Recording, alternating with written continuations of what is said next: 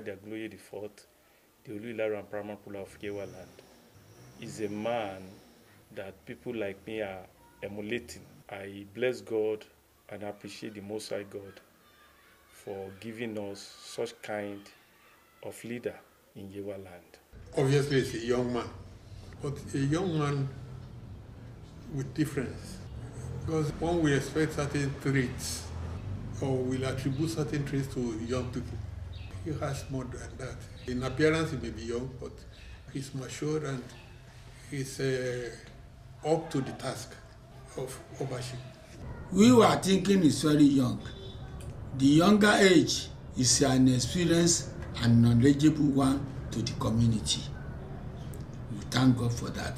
That for God giving us this type of Oba. He's a pious, respected, beloved, much valued person. And the reason being that he's a priceless being.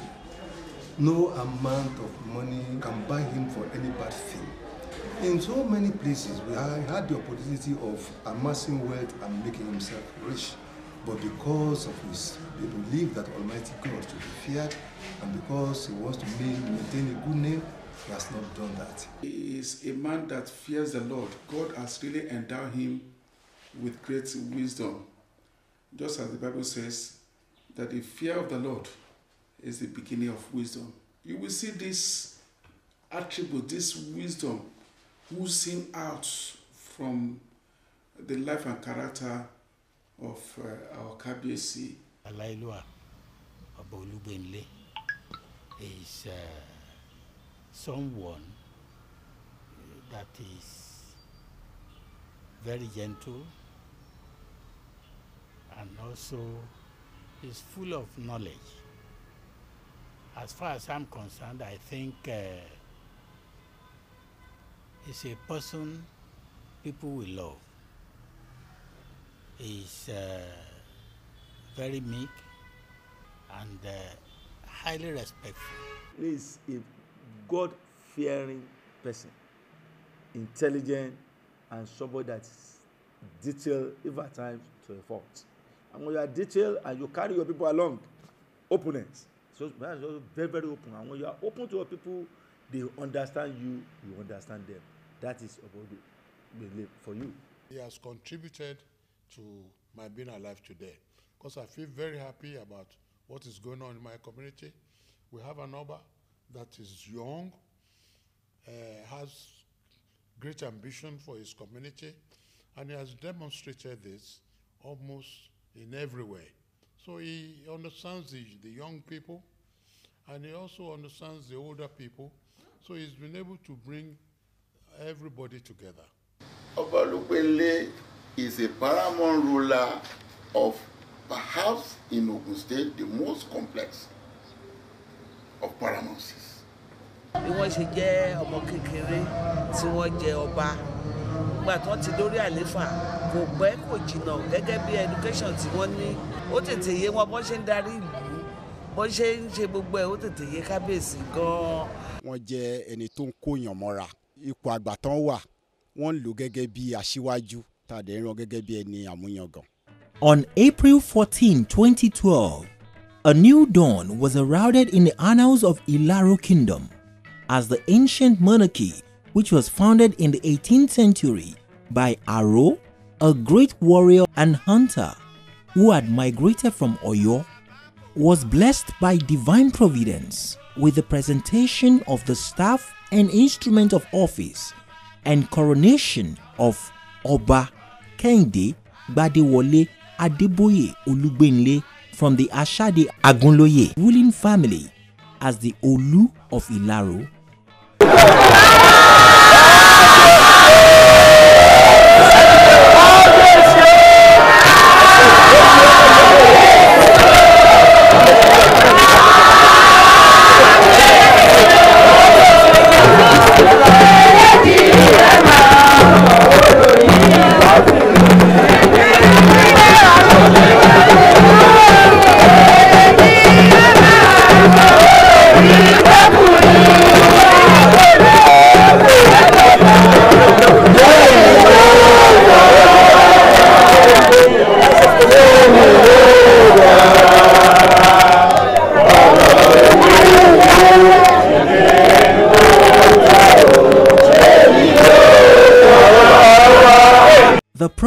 of the Oba's emergence, though peaceful, was naturally complex, full of intrigues and checkered, as explained by Oba Olugbenle. In Olugbenle, they have two lineage.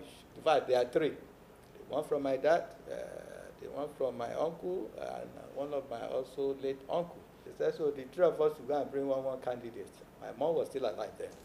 So we went home, we met my mom. Come back and saw, okay.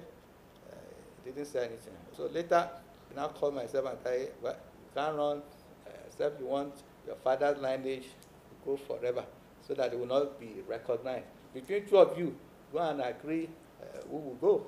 Myself and Tai were both assistant pastors at that time. He was based in Warri, I was based in Abuja. So we come home once in a while. So that's how we left the choice to them. So eventually, how they were able to, because I have about 5 sisters around me. So with my mom, making 6 women. So, anyone that you said we should indicate letters, Kehinde la facile. And so after a while, they now say, come, Kehinde, you are the one that will go. I said, I will go.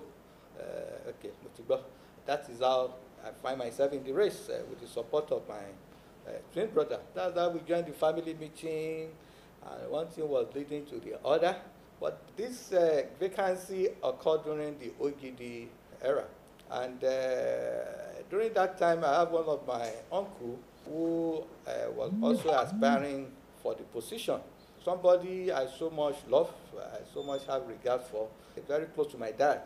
So I know if my dad was alive, he would never condone, but even encourage me to contest with his brother. So I told them at the family meeting that for reason best known to me, what I cannot do when my father was alive, it would not be nice for me to do it when he's no more. So it would be hard for me to contest with my uncle. They were all sad that I have to withdraw from the race. I told them I can't contest with him. There was a lot of, even among the kingmaker, no. If I got to, I have to tell them that my father was speaking to me in the dream.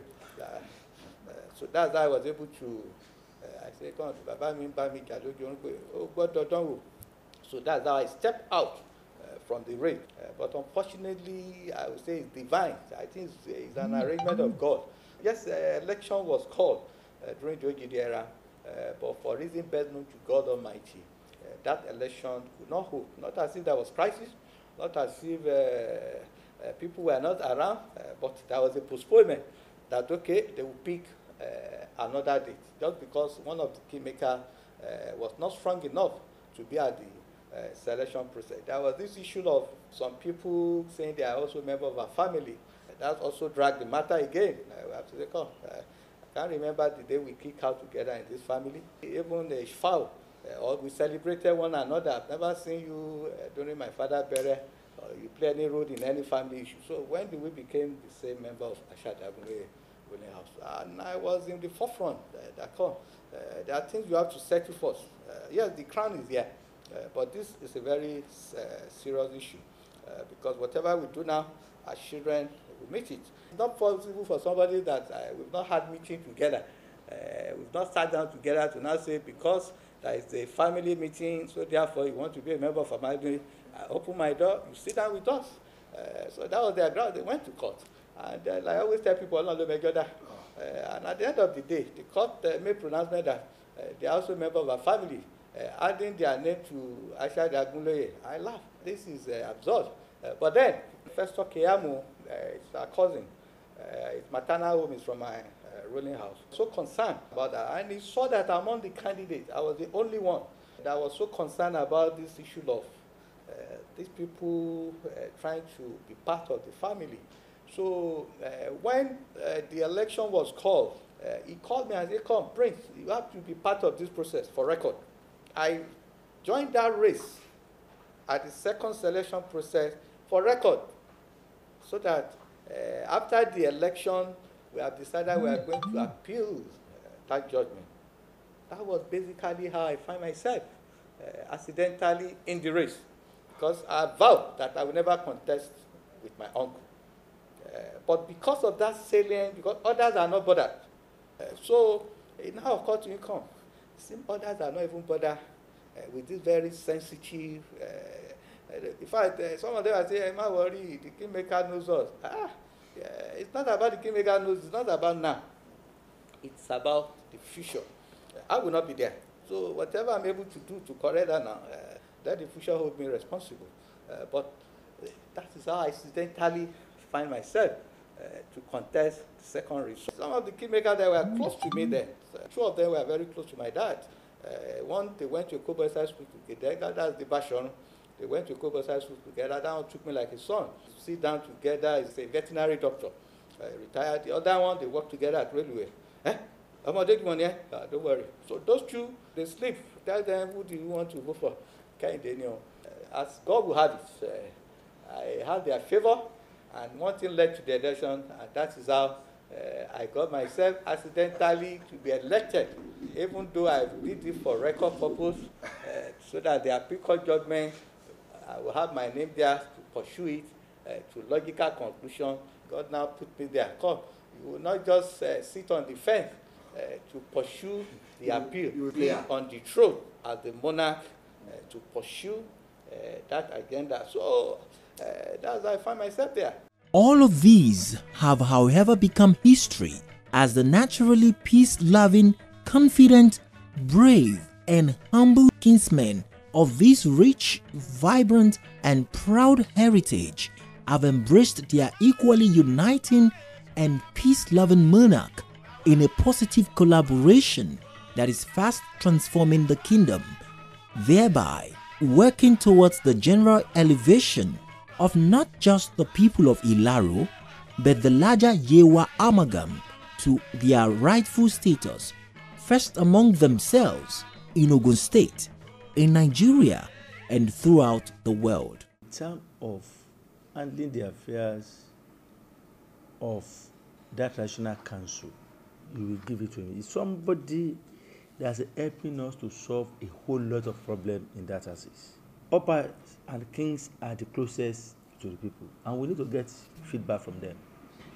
It's one of the best that whenever you get the feedback from Olu of Ilaro, you don't need to look for any other information anywhere else. It will not only be detailed, it will be the whole truth and nothing but the truth. It doesn't just appoint Oba indefinitely. It follows due process.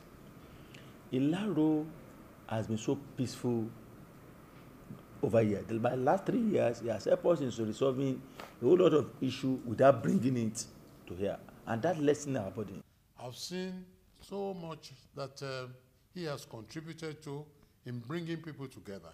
A group like the Yewa think tank immediately came and he understood us, we understood him, and he was working very closely with us. That he was so young and so bright, so ambitious. When I say ambitious, not ambitious for his personal gains, but his ambition for the community that he rules over. And when I say the community, I'm not talking of Ilaro alone. I'm talking about the whole of Yewa-land. He has become a uniting factor to all of us. From the northern Yewa part to the southern Yewa part, from the eastern Yewa part to the western Yewa part. Olugbenle is doing a lot. This demand that is ready to die for the cause of his people. Since our new Kábíyèsí Kehinde, Gbadewole, Olugbenle has been the Oba of Ilaro and paramount of, we have got many changes, improvements in the town. Most of people of Ilaro, indigenous, having something to do better for Ilaro, are running away because they believe in the olden days that people are eating, are killing. But is this present Oba Kehinde Olugbenle, travel around America, London, inviting these people, come home together, come and develop the town, and they have seen the improvement. You go around the town, you see the improvement. We thank God for giving us Kábíyèsí Kehinde Ọba Olugbenle. In the past 10 years, I can witness to an Oba who is exceptionally gifted. Exceptionally gifted, one, in maintaining an inherited paramountcy that was achieved only in the era of his predecessor as Olu and paramount ruler. After a very, very complex, delicate consensus building effort in 1994. And so for anybody coming into the throne 10 years ago and succeeding in maintaining and retaining the paramountcy, you must see in that kind of ruler a capacity that is exceptional for consensus building. Your traditional council is perhaps one of the most numerous in terms of membership constituent obas. There are more than 50. I think in fact more than 54. For him to have succeeded in maintaining the balance, compactness, we must give it to him. Within that framework, his era has been able to witness very, very significant strides in socio-economic development of the area. Oba Olugbenle inherited an area of multiple pan or regional development associations. And so there are, at the time of his accession about 10 years ago, a number of pan-Yewa development associations. Of course, the most important is Yewa think tank. But we also have Yewa-land Development Forum in Lagos. There is also Yewa Descendants Union in Abuja, which Oba Olugbenle, before his election as Olu and paramount ruler of Olu of Ilaro and paramount ruler of Yewa-land, was a significant initiator during his days as prosperous estate surveyor and valuer in the federal capital. There are others. You saw in all of this the need to have a bigger umbrella regional development association. And from his accession from day one, he has been working very strenuously on this.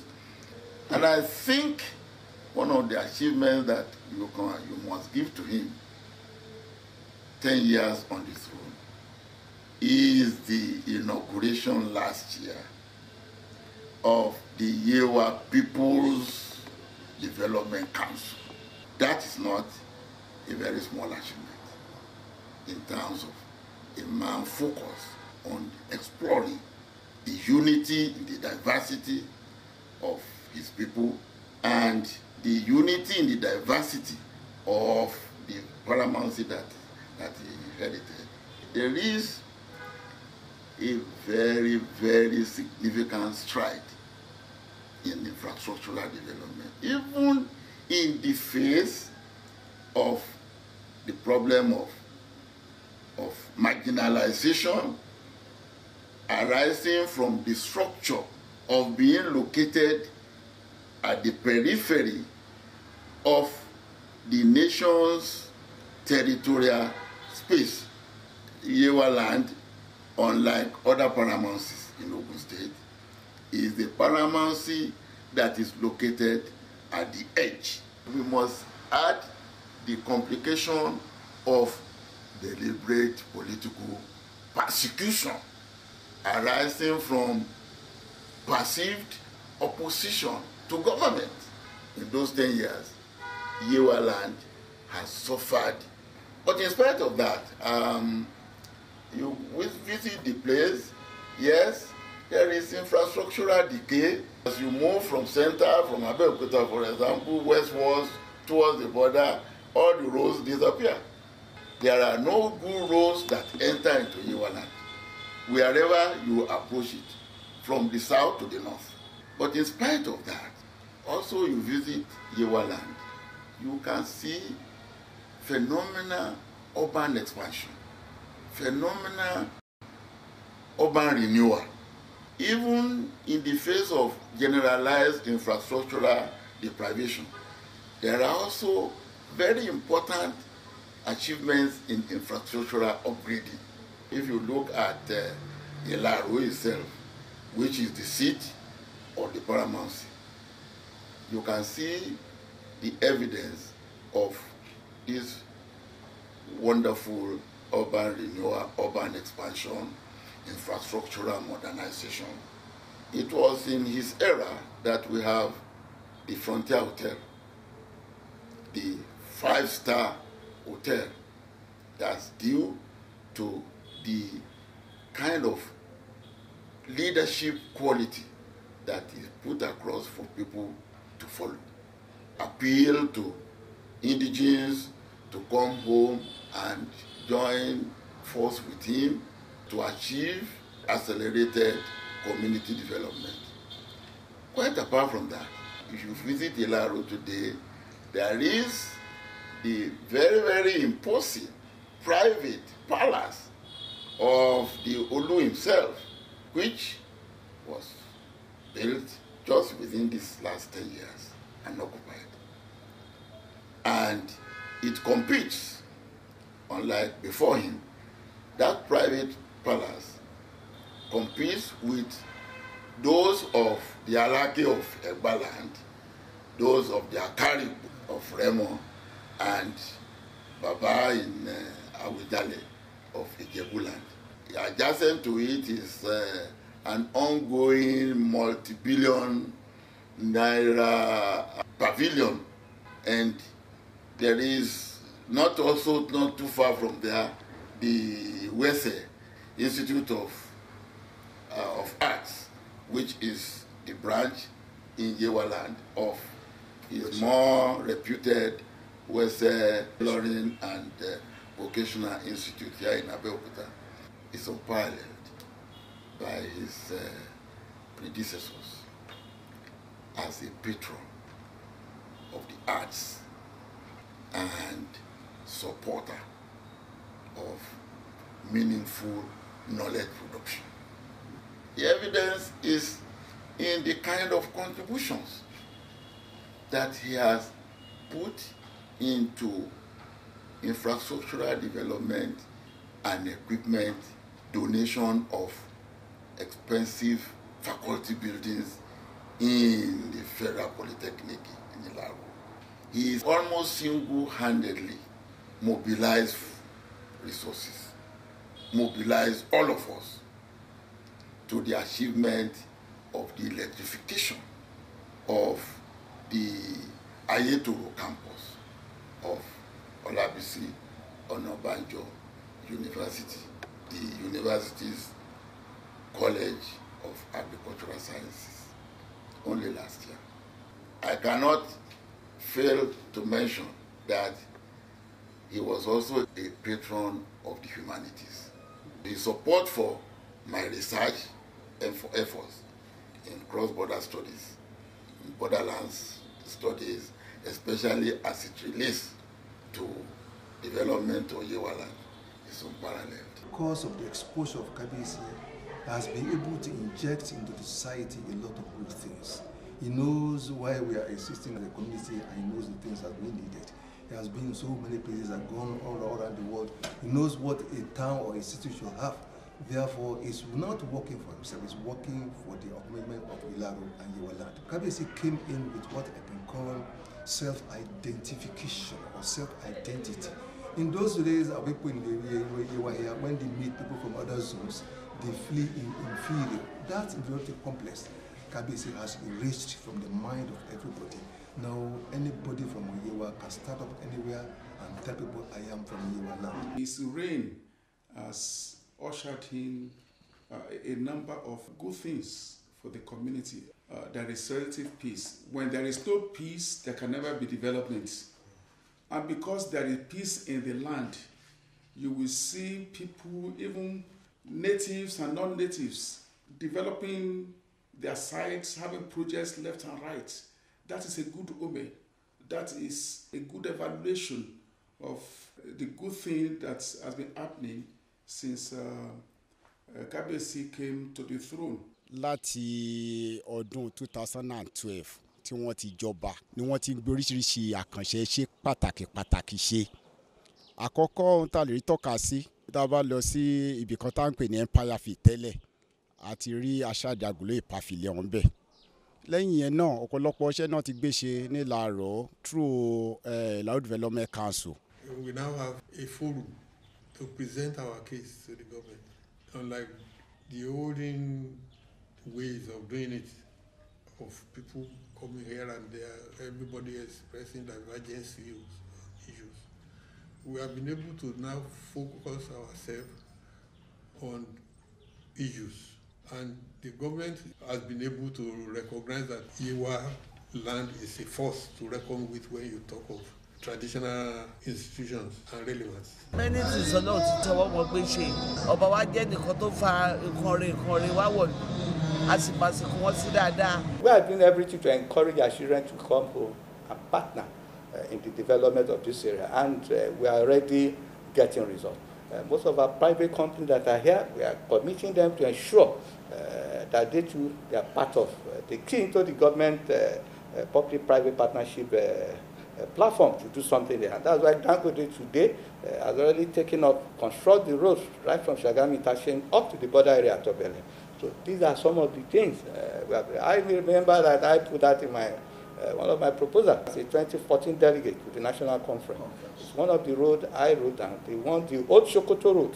The Sokoto road, the one that passed through Yewa here, has been abandoned at Joga Junction there. Up to Aton, down to Agbara. Thank God the government is already working on the Aton, the Sada, Agbara axis. So these are some of the things we are trying to encourage. So that while the government is doing this, let's see what our own children can do, especially our representative too.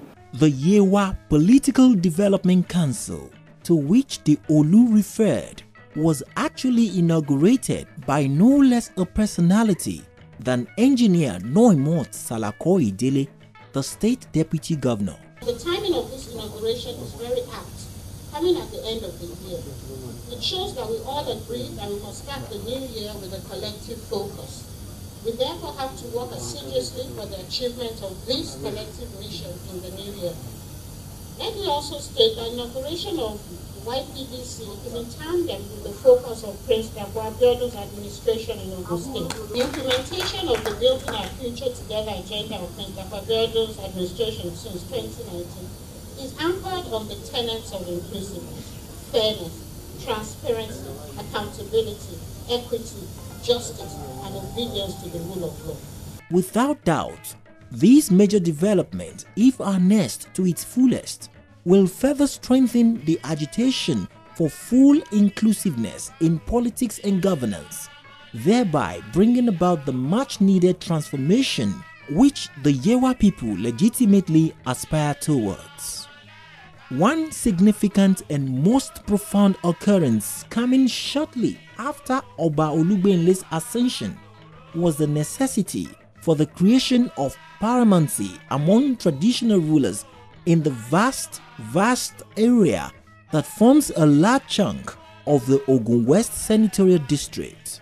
The Ogun State government, in its wisdom, after wide consultations, resolved Ilaro as the point of convergence, thereby placing the burden of leadership of such a wide array of brave, confident, aware, conscious, self-motivated, diverse people on Olugbenle's shoulders. These wide array of vastly distinct groupings had in 1995 freely chosen to rename themselves Yewa after the name of the Yewa River that passes through the area they inhabit. They are primarily agriculturalists, but they are also artisans and textile processing industry, among the people. They are located mainly in the areas of Ado-Duota, Ikwokia, Yewa South, Yewa North, Imekwafun, and part of Abeokuta North. Oba Olugbenle, by virtue of being the occupant of the stool of the Olu, bears the obligation of pioneering this all-important responsibility of championing this identity, mobilizing the people around a united and progressive cause, standing up for and leading a genuine and legitimate agitation for equitable and justiciable political inclusion through qualitative representation, and if need be, affirmative action among other shared interests. Who can doubt the immensity of this challenge? The issue of unity among our people is significantly related to our diversity. We come from a diverse area with people speaking different mother tongues from different backgrounds, different custom and tradition. Definitely, all these challenges will be there. Here in Yewa-land, by God's grace, the major ethnic groups here, you have the Ketus, the people in the Meko and part of Yewa North. You have the core Yewa people who migrated from Oyo. You have the Anagos, you have the Egun, you have the Eyo who came around Oshun, trading. Eventually, they find themselves in Ilashe aspect, and that is why today we have another Ilashe in Oshun State. There is a place called Ilashe in Oshun State. So you have the Eyo who migrated from that place, trading, and eventually they settled down there to make the Ilashe, and those access their home, a large aspect of it. So you have the Kokia people, you have the combination of Anago, Egun among them, Ori. You have the Aworis, Adodo, Igbesa, Agbara, Asis. So when you have these diverse people, and God say you are the one to oversee them, definitely, when an Ori man is speaking, I don't know what he's talking about. When an Egun man is talking, it takes the grace of God for me to get an interpreter to say, what are they saying behind me? The same thing among all these, even the Ketus that speak Yoruba very well, they have their own dialect. So definitely, that unity has been a serious challenge, and unfortunately, our political allies are not really getting this weakness. They are not turning those weaknesses to advantage by ensuring that this is our weakness. But if at all we move, we need to come together and see ourselves first as Yewa. Paramount rulership of Yewa is not exactly the same as that of Ijebu, Remo, and Eba. In Yewa, you have a complex situation in your hand to handle, because people came from various backgrounds. You have the Ketus, you have the Aworis, you have the Anagos, or this. You have various people to deal with. So it takes a lot of maturity and patience to annex this different type of people and to work successfully among them.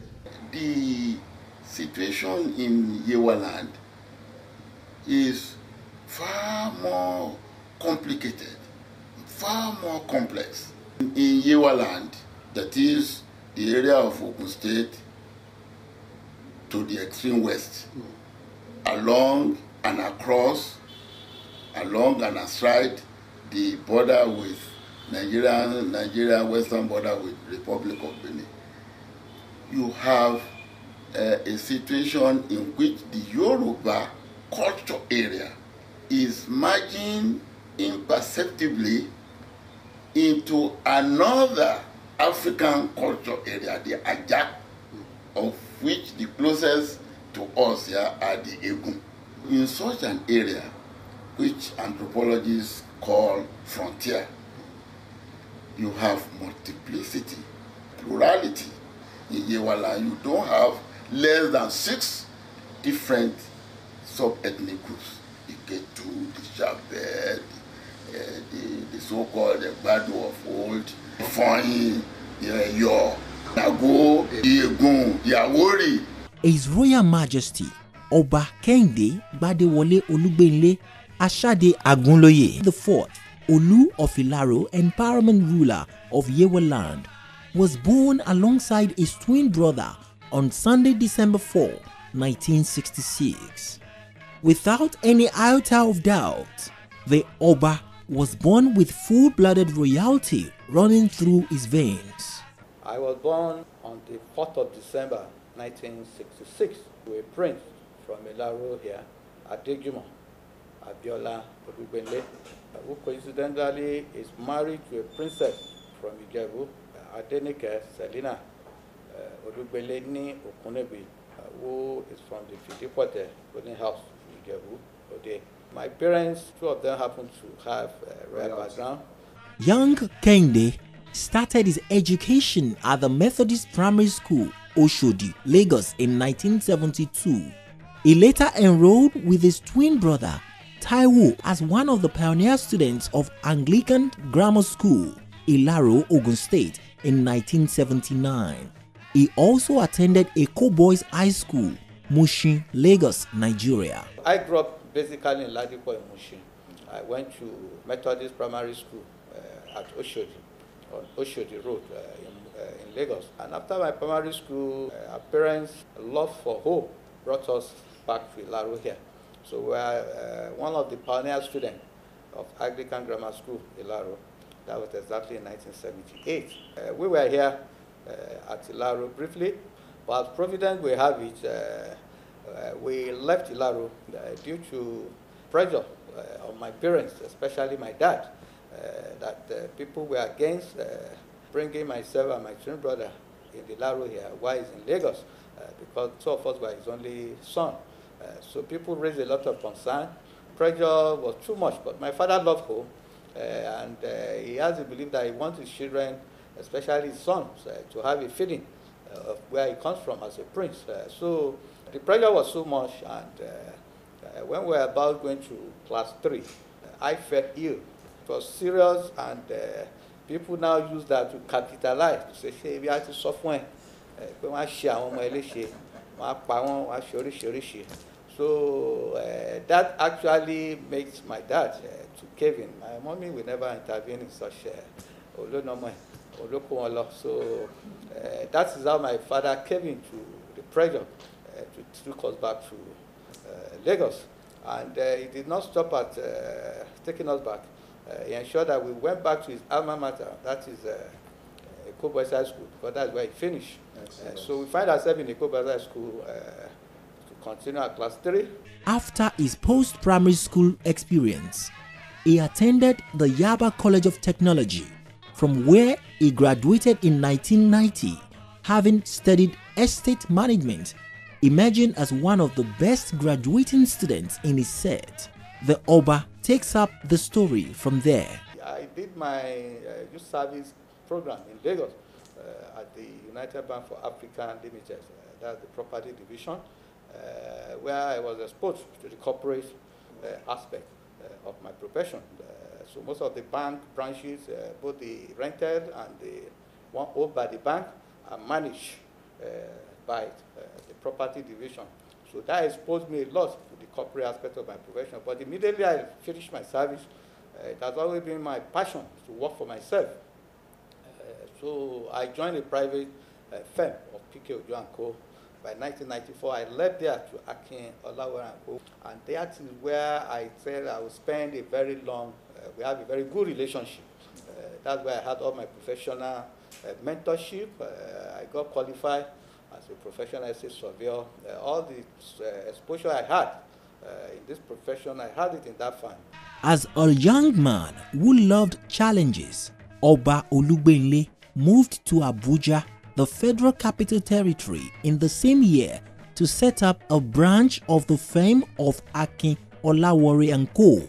and with God's help, worked extremely hard to sustain the company's status as one of the foremost practicing estate surveying and valuation firms in the Federal Capital Territory. Kabiyesi is today the principal partner of Kehinde Olugbenle & Co., established in 2012, about the time of his ascension to the throne. Through dint of hard work, Kabiyesi has been privileged to handle a lot of briefs for high-profile private companies, foreign embassies, banks, government parastatals, and the federal government of Nigeria. Kabiyesi is widely traveled and has attended several international conferences and seminars abroad. He asserts that it was on one of these trips that his attention was drawn to the possibility of being considered a candidate for royalty.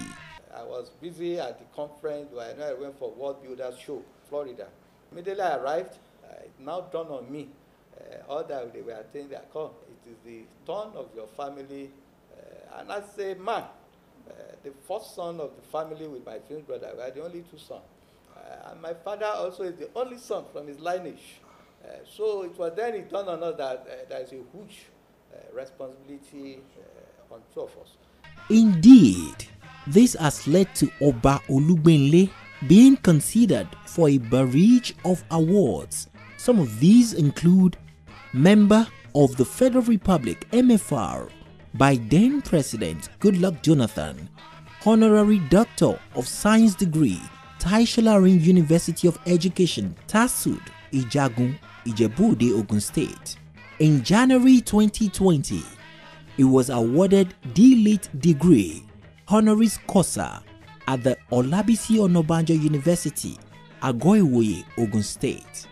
Apparently when I came, there were quite a lot of letter of award coming from some foreign university that I cannot really, they just mentioned this university, I rejected quite a lot of them. So I did not at any point lobby for award. Most of the ones you saw the plaque there are in recognition of one thing you have done for them, or in recognition of the office I'm seated. And the difference between my accepting this one and those I rejected is because they are recognized. Yes. Some of these universities are not functional. They only existed on the program they just put together. Most of them are not even domiciled in Nigeria. Tell you they are United States of this.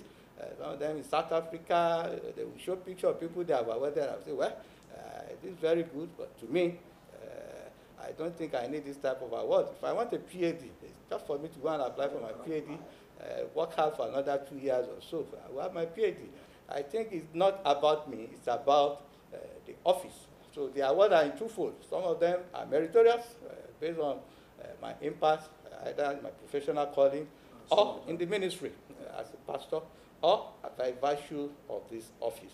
A registered estate surveyor and valuer, Oba Olugbenle is a member, Board of Trustees, Real Estate Developers Association of Nigeria, REDAN, Fellow, Nigerian Institution of Estate Surveyors and Valuers, NIESV, Fellow, Nigerian Institute of Management, NIM, which was the culmination of a series of advancements beginning with his election as associate member in 1994, while in March 2000, he was admitted to the grade of member of the institute before he was made a fellow of the institute in 2013, being the highest grade of the institution to which anyone could aspire.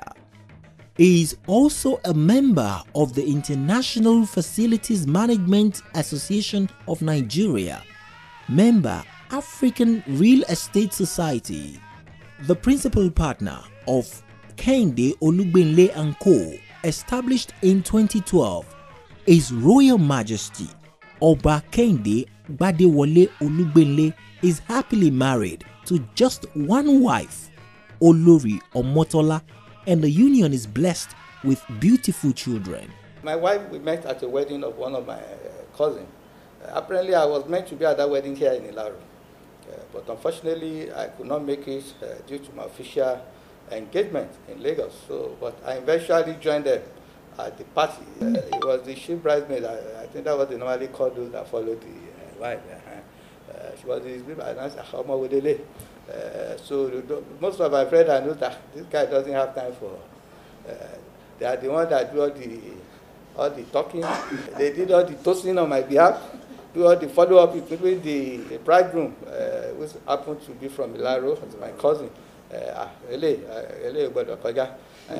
So that is how one thing was leading to another, and we eventually got married.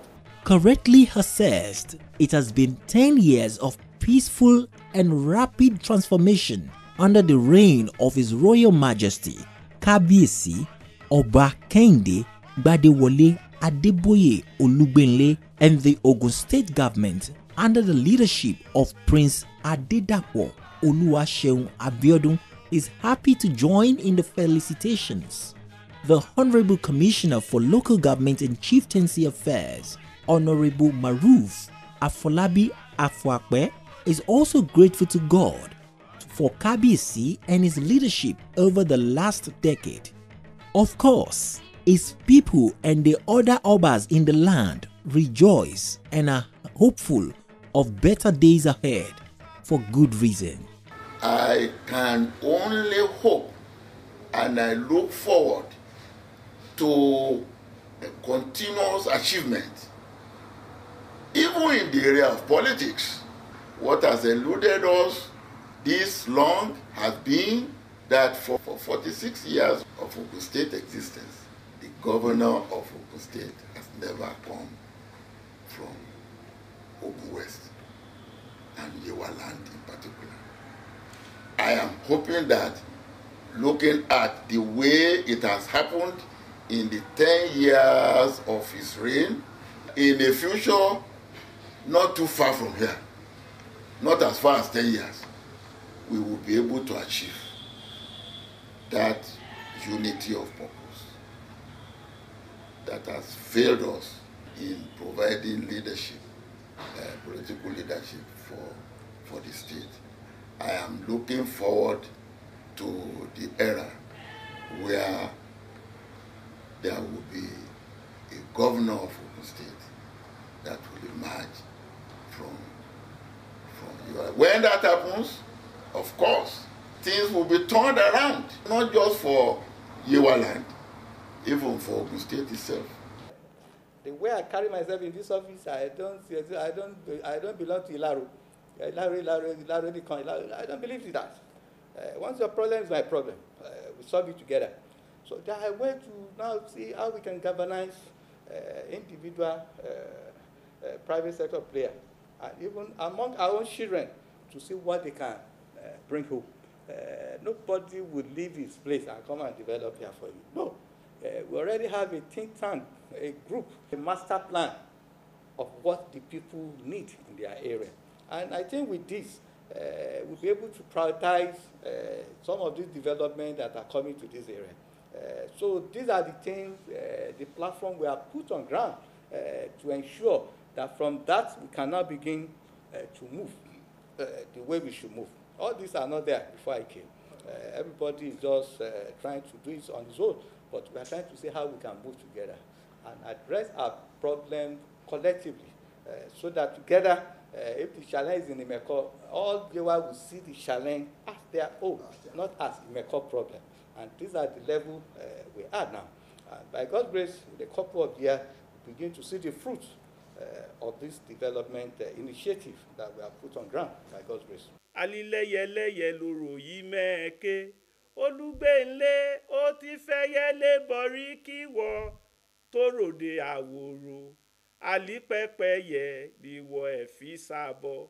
Olugbenle lẹ́yẹlẹ́yẹ lorò yìí mẹ́ẹ̀ké, ó ti fẹ́yẹ́lé bọ̀rí kíwọ tó ròde àwòrò, alípẹ́pẹ́yẹ ìwọ ẹ̀fí sábọ̀. Àgbéjó àgbéyọ̀ láyé gbọ́mọ tuntun, tọmúdé tàgbàlì mẹ́fàdérera.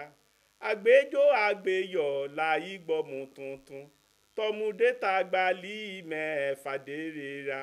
Èmùpójú ire la fi wòwò, àti mùpójú ire la fi wò lẹ̀kẹ̀.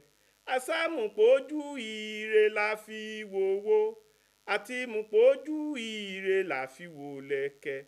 Olugbenle ojú ire la yí fi nájà ìṣẹ́gẹ́, ọlọ́jà lígbèrè ìrèmọ̀wú ló ní ìtàkẹ̀ṣẹ̀ lẹ́ẹ̀ṣẹ̀. Gbogbo wa gbogbo lọ́mọ rẹ̀.